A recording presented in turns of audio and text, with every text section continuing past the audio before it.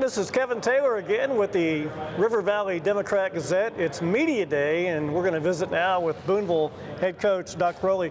And Doc, graduate of Charleston, grew up with a coach and a coach's family. How much did that help you as you became a coach, kind of getting into the business?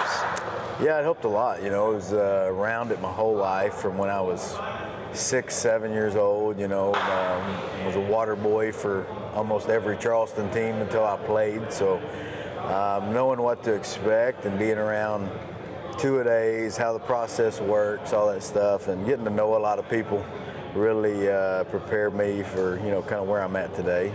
Did you get run over being on the sideline ever? I actually did get run over in practice one time. Got ripped pretty good for it too, and I was only about 8 years old. So yeah. And I bet the upset person was probably Mom. Yeah, I guarantee you, she probably didn't get the full story on that one. So yeah.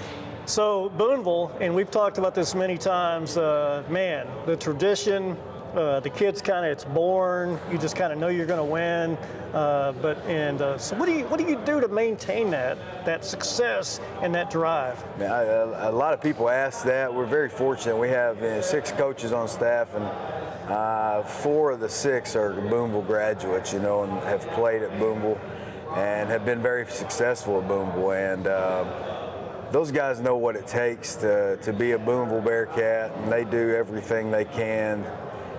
Starting in 7th grade, we have 3 coaches in there, and they do a tremendous job instilling, you know, what we want for kids in our program to do, how they need to be, and you know, that's a big part of it. Having people that have played there, been there, lived it, you know, and they teach it and come to expect that out of the kids that come up. So.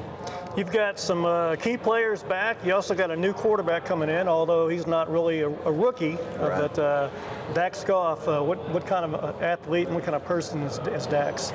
Dax is an amazing young man. He's, you know, I've said many a times, I've never met a kid that works harder than him. He's always in the weight room. You know, he's a 4.1 kid in the classroom and does everything you ask him to do, and you don't have to worry about him. You know, he's going to give you everything he's got. And what's crazy is he's not as good as he can be yet, and he's got a very high ceiling, and I think this year is going to be something that he can really show out and be even better than he was last year. And then you almost have like a move-in with Rylan Ray. He got hurt early last year, and you get Rylan back for senior year. Yeah, man, we're looking forward to getting Rylan back.